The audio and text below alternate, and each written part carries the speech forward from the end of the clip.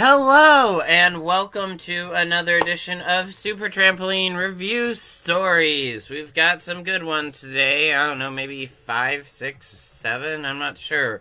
So let's get started. Let's start with 6 Characters in Search of a Point by Cynewulf. Now, are you following Cynewulf? If not, you should be, because she's fucking awesome. Oops, did I cuss? Oh well, I don't give a fuck. So, yeah, she writes a lot of cool stories, most of which I haven't read because they're sad and I don't read sad stories. But today, I'm going to tell you about 6 characters in search of a point.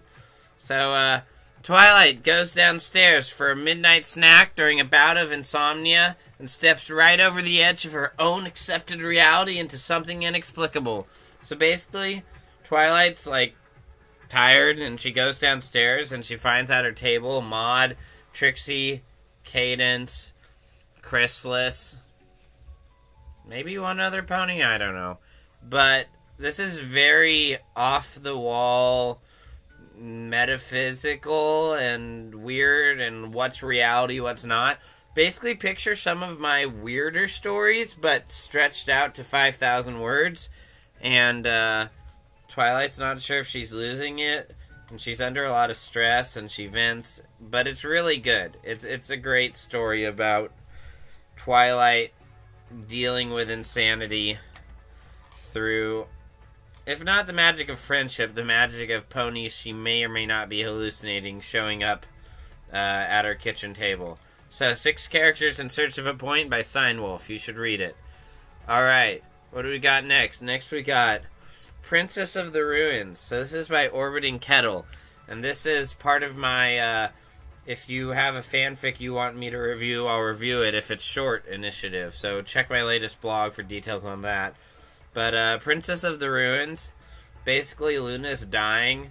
And so she needs to talk with Twilight and, ask for forgiveness because she hasn't, told Twilight everything about, what was going to happen in the future. And Twilight's kind of pissed about it. Twilight's very, formal here. It actually reminds me of that one Gap Jaxie story about Antmill, the half-changeling who's in a bureaucracy and meets Twilight, and Twilight's very stuffy in that, too. But, this one I feel it's a little short for what it's trying to do. It trips at the end, but I don't want to say it's bad. It's just it kind of rushes its point. But you should still read it. It's good. It presents a really interesting future, very possible future for the future of pony society when Twilight Sparkle is running it. And Luna's, she's about to die because she's really fucking old. So yeah, Princess of the Ruins, not the most mind-blowing story, but still a good one. You should read it. I mean, yeah. I'm too nice. A story could be crap, and I'd still say you should read it. I'm not saying this story is crap. I'm saying just in general. So yeah, that's by Orbiting Kettle. Now, what else we gotta review? I'm telling you. The Farmer in the Dell by Dave Bryant. Now, Dave Bryant wrote this story, right after the whole Changelings in season 2, and everyone was like, oh my god, Changelings, I gotta write a Changelings story. This says written within a month of Canterlot Wedding airing, previously available only in PDF form on DeviantArt. Alright, so in The Farmer in the Dell, basically there's this old pony who, his wife died, and now he's this old pony in a remote farm up in the foothills somewhere, and he takes care of a changeling. And then, they fall in love. And I make that sound really blasé, but it's really good. And one thing that really sets it apart is it's got some really cool short song lines in it. And a lot of, not archaic language, but more rural dialects. And so that's a really neat aspect of it. So The Farmer in the Dell, if you like changelings and an old pony finding new meaning in life, I guess, and this is a good story. So yeah, The Farmer in the Dell by Dave Bryant. I recommend it. It's not too long. Oh yeah, I haven't been saying how long stories are. Oops. It's 3,700 words long, so yeah, it's a good one. You should read it. Alright, we've got Climb Every Mountain by Admiral Biscuit. Now, Admiral Biscuit, he's the king of slice of life. I mean, he can write some weird shit too, like me, which is why we've done 2 collaborations, which have been really fun. But here, you've got an earth pony climbing a mountain. She makes it to the top, but there's a surprise. Not literally like the Wonderbolt named Surprise, not like that Pinkie Pie clone. No, there's a different surprise. But this, Admiral Biscuit describes the difficulties of climbing a mountain really well. And this isn't like a Mount Everest level mountain, but this is like a close to Mount Everest level mountain. Like, I don't know, like whatever the tallest mountain in the Andes is in South America, this is like that level of mountain maybe. So yeah.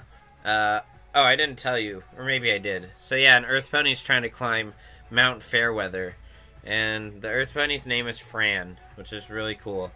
I don't know. So yeah, it's a cool short story, clocking in a little over 1,000 words. And Climb Every Mountain by Admiral Biscuit for a realistic look at mountain climbing. You could do worse. So you should go read that. Alright. What do we got next? Punishment and Forgiveness by KnightMysterio.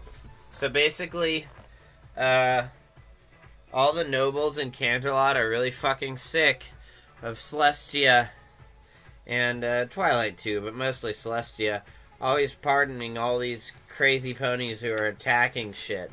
They're like, like Sunset Shimmer and Starlight Glimmer, and now Tempest Shadow. Tempest Shadow's been forgiven, and she's been assigned to Twilight's personal guard. And all the noble ponies are like, what the fuck? She tried to take over our fucking city. I mean, she did. Why are you like this, Celestia? And so this plays a little too plainly, in my opinion, into the Celestia chessmaster trope. Like, it's a bit bare in that regard. But, I mean, it still does a good job of showing why Celestia is Bestia. She knows what the fuck she's doing. And, the enemy of my enemy is my friend and all that shit. So this one's 3,600 words long, so not too bad. I'd recommend it if you want to see Celestia pissing all over the nobles. And interestingly enough, Blue Blood actually is not an antagonist for once. He's kind of like, look, you guys, Celestia is going to run circles around you. Just, stop giving her shit. So yeah, Punishment and Forgiveness by KnightMysterio. Should read it. It's pretty good. Alright, we've got some pony music in the background. Alright, It's Impossible by AlicornPriest. This is a fun one. So basically, Twilight goes and proves that magic is impossible and flying is impossible. Then she shows ponies are impossible. They can't be pink, they can't be intelligent. How, herbivores don't have the brain structure that, carnivores or omnivores do. And she goes, AlicornPriest really goes at it. But what really sets this apart is it's got, literally a dozen alternate endings in which, in some reality as we know it deconstructs, and some Celestia teaches Twilight the hard way not to fuck with magic, proving magic wrong. In some cosmic, they break the fourth wall, and, Twilight realizes she's a fictional character. There's a bunch of different endings for this, and that's what really makes a story. It's a really fun hoot and a half. It's really clever, really creative. So I highly recommend It's Impossible by AlicornPriest. Alright, and now we've got Hip Hop Horses by Flutterpriest, going from one priest to another priest. Now, Flutterpriest writes a lot of anonymous stories. I don't usually read those, so I haven't read a ton of Flutterpriest. But they're a cool cat. I'm 90% sure I've met them in person, but I can't remember. So, basically, Anon doesn't want to deal with all this, singing and dancing shit. So the ponies, the main 6, make him watch a video. One of those old VHS videos on hip-hop moves and how to dance along to the music. It's really short. It's 1,300 words, but it's got some great lines in it, and I laughed a few times. So, Hip Hop Horses for a short, fun look at humans not, digging the whole sing and dance thing. I recommend it. So yeah, Hip Hop Horses, Flutterpriest. You should read it. And we're done for the day. I really hope you enjoyed these video reviews as much as I enjoyed making them. So you go have a zippity-doo-dah day and read my fanfics. Alright, bye.